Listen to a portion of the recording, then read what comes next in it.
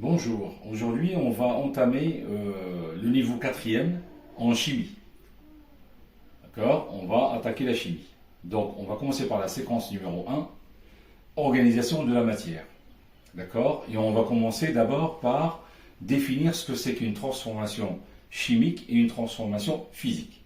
Ensuite on va aborder les expériences de combustion, par exemple la combustion du carbone, et c'est là où on va définir la notion de molécule et atome. Donc on va définir, on va mieux comprendre la transformation chimique et la transformation physique, surtout la transformation chimique, grâce aux atomes et molécules qu'on va aborder dans les prochains cours. Comme ça on verra bien comment on forme une molécule nouvelle à partir d'une réaction chimique entre deux atomes. D'accord? Donc pour le moment, on est en train de traiter le niveau quatrième, la chimie. On est en chimie. La séquence 1, ça s'intitule l'organisation de la matière. On va étudier la matière. D'accord?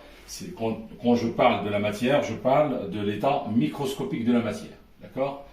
Alors, séance 1, transformation chimique ou physique. On se pose ce que c'est qu'une transformation chimique ou physique. Premièrement, transformation physique.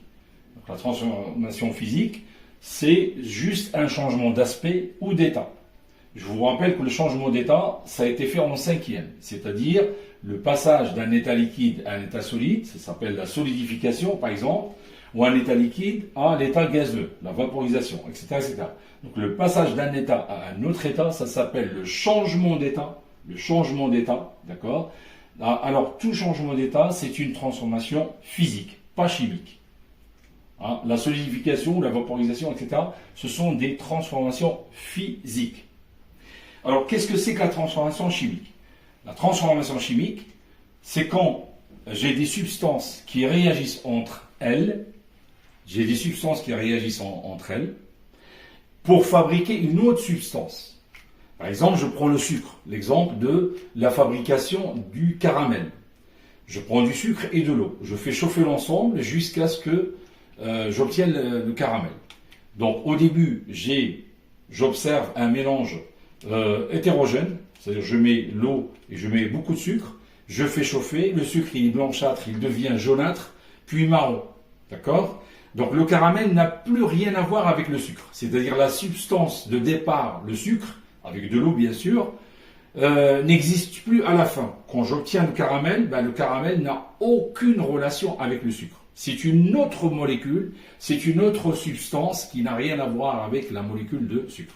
Donc de la substance sucre, j'ai fabriqué la substance caramel. Donc quand il y a une nouvelle substance qui est créée à partir d'autres substances, ça s'appelle tout simplement la transformation chimique. Donc là, c'est ce que j'ai écrit ici. Lorsque les substances réagissent entre elles, le verbe réagir, en fait, c'est le verbe transformer. Réagissent, c'est-à-dire ils vont se transformer. Ils réagissent entre elles pour fabriquer, pour se transformer en d'autres éléments. Exemple, le sucre dont j'ai parlé tout à l'heure. Le sucre qui devient caramel. Donc caramel, c'est une nouvelle substance qu'on n'avait pas avant. Donc il s'agit bien d'une transformation chimique. Je vais donner un autre exemple, l'exemple de la combustion du carbone. Alors, la transformation chimique, suite. Hein, on avait commencé à parler de la transformation chimique. On a donné l'autre exemple la dernière fois. Et là, on donne un autre exemple. On brûle un morceau de charbon. C'est-à-dire, on prend un morceau de charbon. Le morceau de charbon est caractérisé par la substance qui le constitue, c'est-à-dire le carbone. D'accord? C'est le carbone.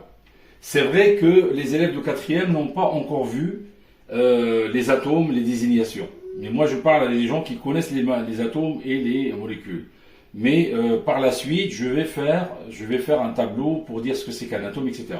En fait, ici, j'explique que le carbone, le charbon, est constitué de carbone. Le carbone, il est représenté par l'atome C. L'atome de carbone, c'est C comme carbone. Première lettre de carbone. Et je brûle le morceau de charbon, je le brûle dans le dioxygène CO2. C'est-à-dire, j'ai pris ce flacon, j'ai pris une bouteille de dioxygène, j'ai ouvert le robinet, j'ai rempli ce dioxygène, J'ai pris un morceau de charbon, j'ai allumé jusqu'à ce qu'il soit braisé, c'est-à-dire incandescent. Une fois qu'il est braisé, dès que je le rentre ici, il va prendre feu très rapidement. Pourquoi? Parce que le dioxygène ravive la flamme. En fait, le dioxygène, c'est un comburant. Comburant, c'est-à-dire quelque chose qui ravive la réaction chimique. Donc, ce morceau de charbon qui brûle, il va brûler jusqu'à ne plus y être. C'est-à-dire, il va se consommer entièrement.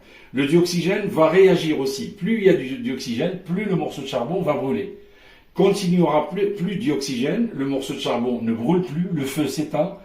Et finalement, à la fin, ça c'est le début, ça c'est le fin, c'est pour ça que j'ai mis avant et après. À la fin, on a une espèce de gaz. Ce gaz-là, on ne sait pas ce que c'est. En fait, pour savoir ce que c'est, on utilise une substance chimique qui s'appelle l'eau de chaux.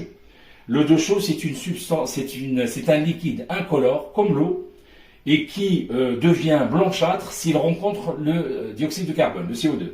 Donc c'est ce qu'on a fait dans notre expérience. On a mis l'eau de chaux qui est incolore et qui devient blanchâtre ici. On le met, on bouche, on mélange et on trouve que ce qui était incolore devient blanchâtre. On dit que l'eau de chaux se trouble. Donc il y a bien le CO2.